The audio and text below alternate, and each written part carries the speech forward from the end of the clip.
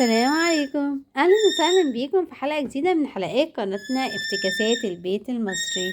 النهارده بقى قلنا بقى في نص رمضان كده نعمل بقى اكله نفصل شويه بقى من الجو الحاجات التقيله. قلت اعمل مسقعه كده سريعه، ما تاخدش وقت خالص. المكونات بتاعتنا بقى هنا: فلفل كوبي، دي ثمرتين بس من الفلفل الكوبي 2، ودي طماطم هاخد منها حبة بس، هي 2، انا عاملة 2 بس، انا هستخدم واحدة بس، التانية هستخدمها للسلطة بقى. هنا ده بدنجان. البدنجان ده انا اخده ثمرتين برضو، ثمرتين كده حلوين. ودي البطاطس برضو مستخدمة 2 وسط كده. بس دي كده المكونات بتاعتنا. هنبدأ نقلي الفلفل، وهنقلي البطاطس، وهنقلي البدنجان، وهرجع لكم تاني. زي ما انتوا شايفين معانا كده، ادي البطاطس خلصت يا دوب، بس لون فاتح كده، هي بتتقلى بس لون فاتح مش لون غامق قوي.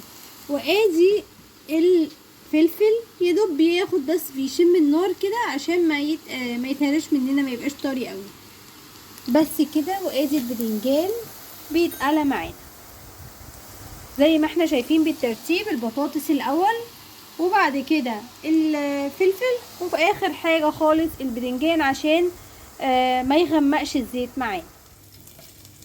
زي ما انتوا شايفين كده، بما ان طلعت البدنجان خلاص اتقلى معايا، هبدأ ان انا احط معلقتين زيت على النار، واحط معاهم نص معلقة كبيرة توم، يعني حوالي 3 فصوص كده ولا حاجة. اول ما اشم ريحة التوم هحط حوالي 3 معالق خل.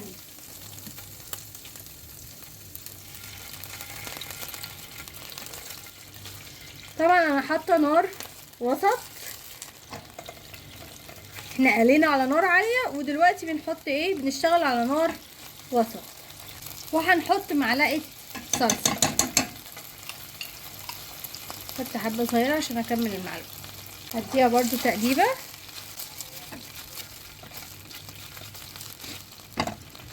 وطبعا زي ما كنت قايله لكم، قطعت الطماطم هاخد نصها عشان يبقى اخدت طماطميه واحده.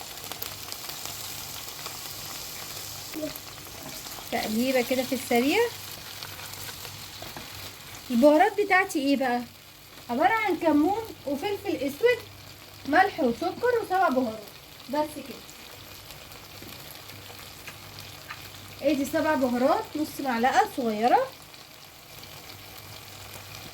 الكمون برضو نص معلقه، فلفل اسود نص معلقه، الملح بقى معلقه كبيره، معلقه صغيره طبعا، والسكر نص معلقه او ربع كمان معلقه. هنبدا ان احنا نقلبهم كويس اخر تقليبه.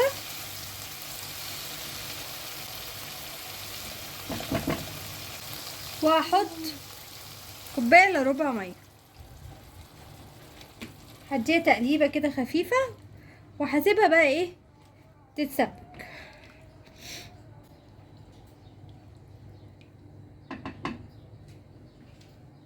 اول ما تغلي وتتسبك معايا هبدا اضيف الخضار بتاعي.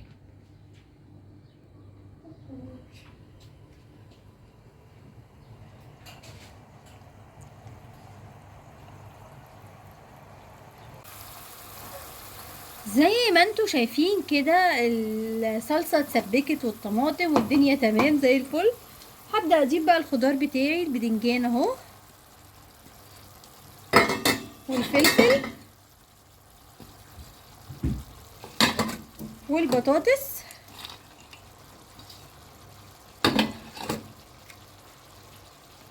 واوطي النار واديهم بقى تقليبه. طبعا احنا كله مستوي معانا، مش هياخد معانا وقت، هو بس مجرد ان هو يندمج مع الصلصه. وانا حابه ان الصلصه ما تكونش كتيره قوي، بحيث ان ما تكونش تقيله على المعده يعني. هنسيبها 10 دقايق على النار، ونحاول نغطيها طبعا باي غطا. وبس كده، بألف هنا وشفا عليكم. بس كده، وده كده شكلها النهائي معانا، شكلها حلو جدا وطعمها كمان جميل. لما تجربوها قولوا لنا رأيكم في الكومنتات.